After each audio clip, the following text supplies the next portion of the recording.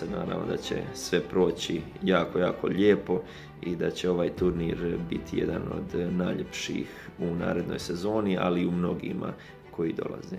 Lijepi pozdrav svima. I sam imam prekrasne uspomene iz pola i zato se nadam da je ovo početak nekih novih vremena koje uljevaju nadu i još bolju perspektivu u Hrvatskoj u tenisu.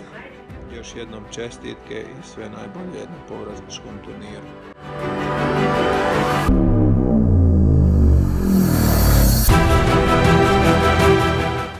Mislim da će ovaj turnir biti odlična prilika i nama mlađim igračicama da pokažemo koliko vrijedimo. Vidimo se na bolu. Bog svima, ja sam Ana Konjuk, ovim putem vas pozdravljam i pozivam na WTA turnir Ball Open.